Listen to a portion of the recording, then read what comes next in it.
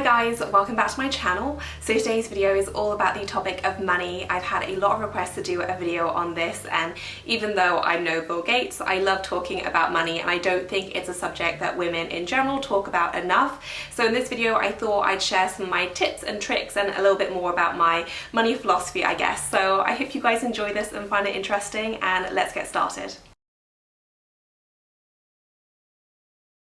So my first tip is to prioritize your spend, and that might seem a little bit funny coming from me because I quite obviously own a lot of bags and shoes, but that's also kind of the point.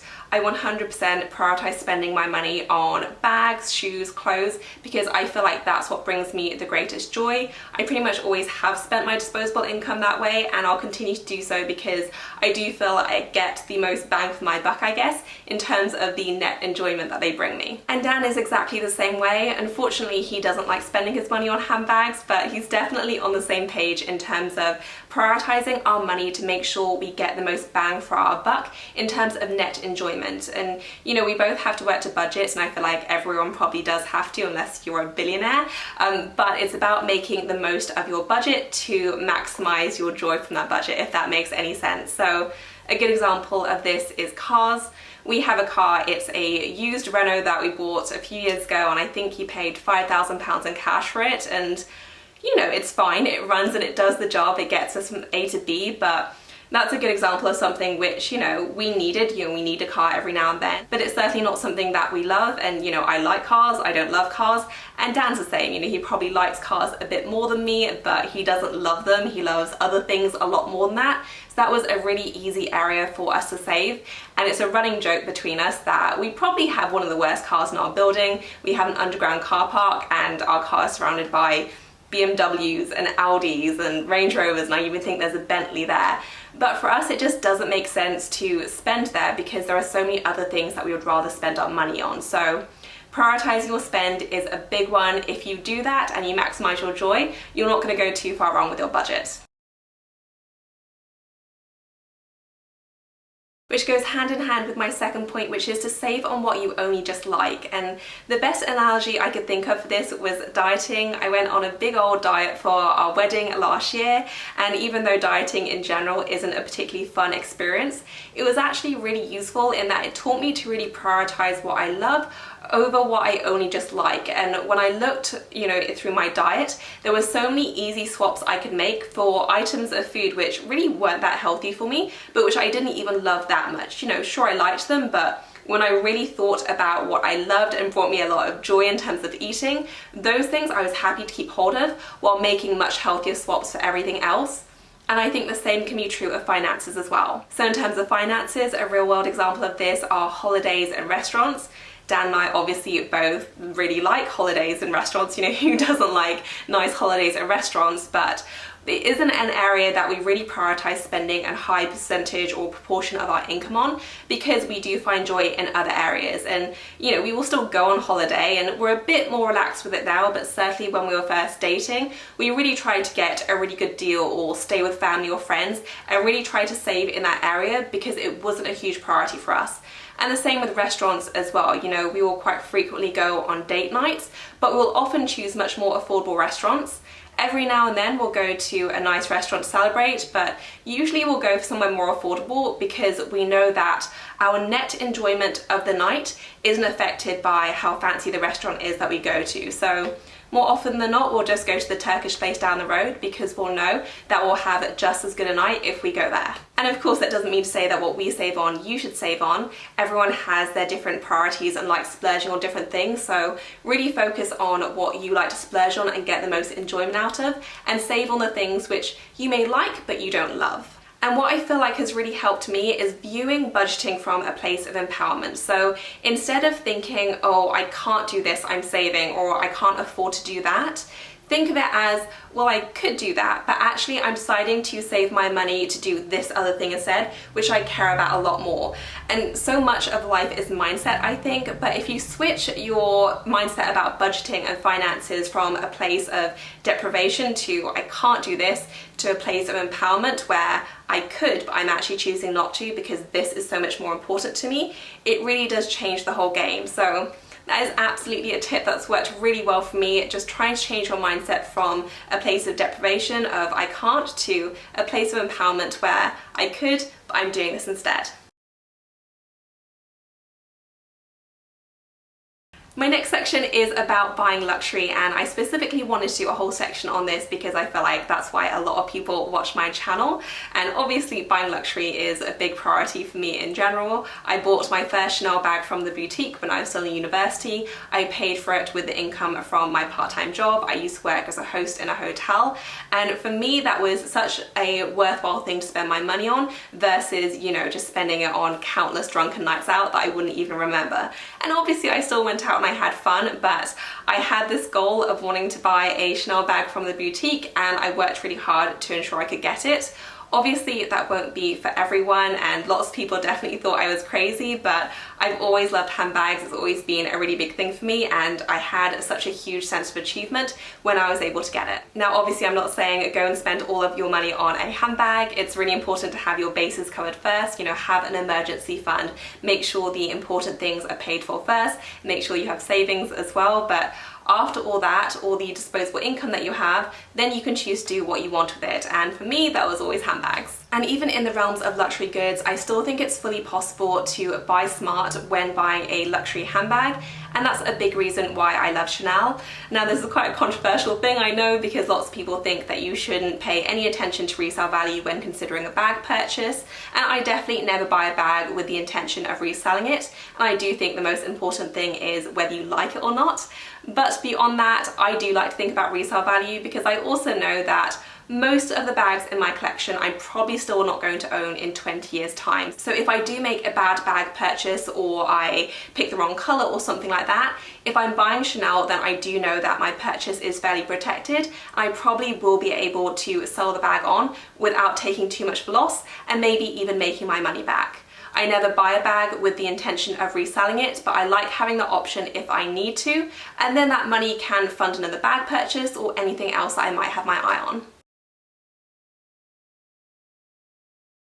And my fourth point sounds really obvious, but if you earn more money, you can spend more money. And I've always worked really long hours, and I still do now, so that I can earn more money, so I can buy the things which I like. And, you know, as I mentioned, I'm obviously no Bill Gates, but I do feel like I'm doing quite well for me, and certainly in comparison to where I came from. I do not come from a wealthy family at all, and I distinctly remember as a kid we moved and we didn't have any money for the things that we needed. So we had to go to the Salvation Army to buy everything from used cutlery to used clothing, and obviously there's no shame in that, but it's definitely always motivated me to work as hard as I can in order to be able to afford the things which I really like. And obviously that didn't come all at once, and I've definitely had my fair share of really bad jobs that have been just terribly paid, but sometimes I think that you need to do the bad jobs to get to the good jobs, and I've always worked really hard and been very motivated to get to that next level and get that next promotion and pay rise, and I've always been very openly ambitious, and I don't think that there's anything wrong with that.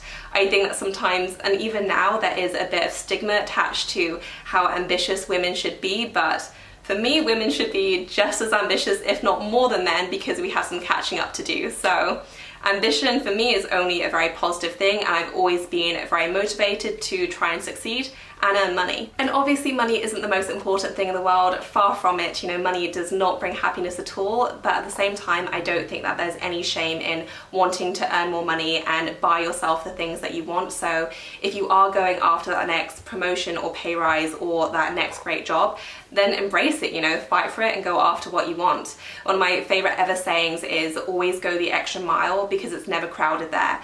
And I think that's so true. So, you know, get in early, leave late, and be super proud of yourself when you accomplish your goals.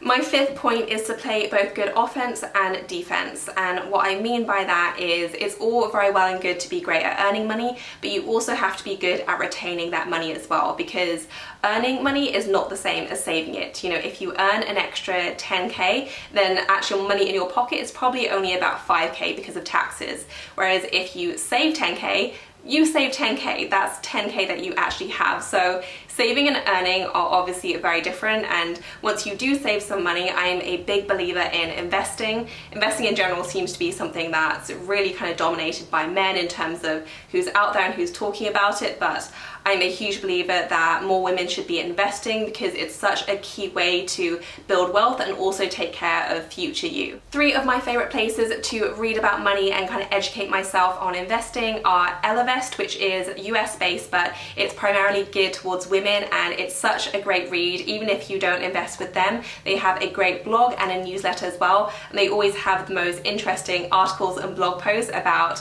women and investing and ways that you can do it without it being totally overwhelming and scary. So Ellevest are definitely one to check out.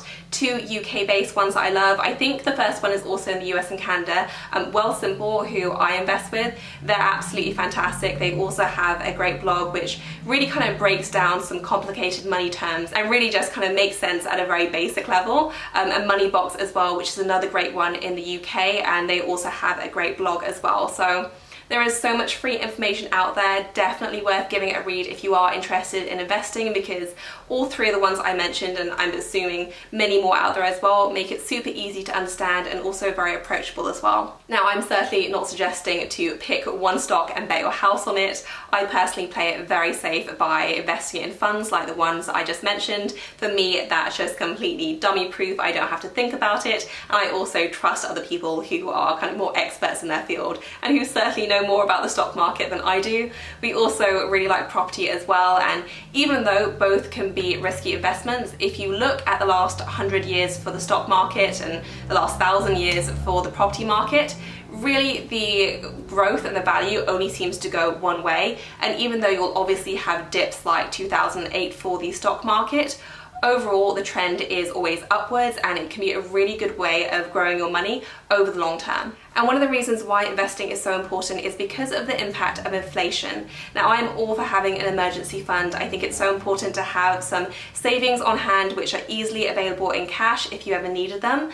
But beyond that, it's incredibly important to think about investing, because if you put all of your money in a savings account, and let's say the interest on that savings account was only 2%, and inflation was 4%, that means you're actually losing money every year, because even though the amount of money that you have is the same, what you can buy for it is less and less every year. So you'll actually be able to buy less with that same amount of money. Whereas obviously if you grow it in an investing account, that isn't the case. So whilst investing won't be right for everyone, it's definitely worth doing your research to see if it might be right for you. And even though this video is about money, don't just think of money as just money, because it also is, power, and it's also freedom. It's the freedom to leave a bad job that you hate, or to go start that business that you've always dreamt of. Money can lead to so many other things, so don't think of it as just something that you spend. Think of it as, all the possibilities that future you might want.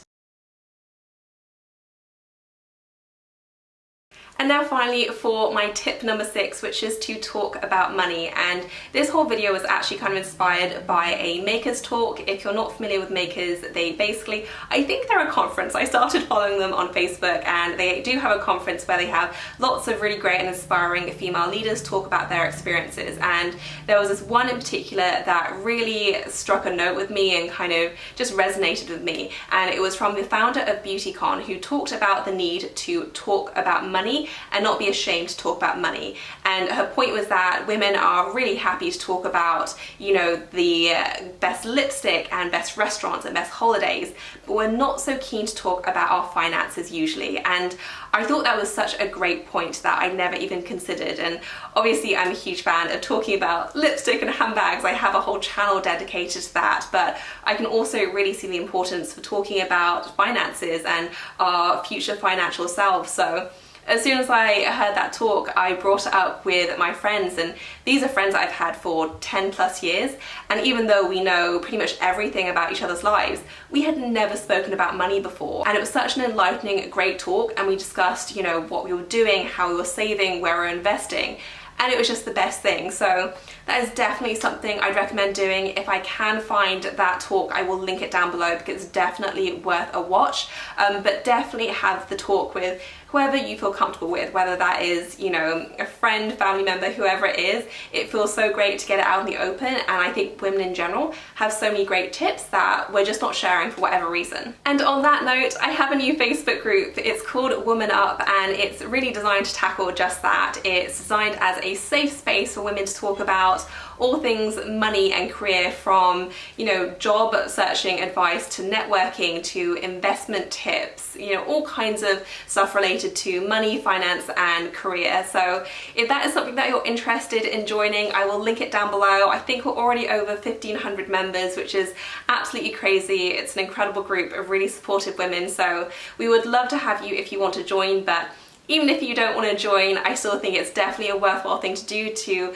open up and have that discussion with your nearest and dearest and start talking more about money. So that is it for this video, guys. I hope you enjoyed it. If you have any questions for me, then leave them down below, but I will leave links to everything I mentioned in the description section, from the Makers Talk I mentioned to those investment blogs, and of course my Facebook group as well, if you did want to join that.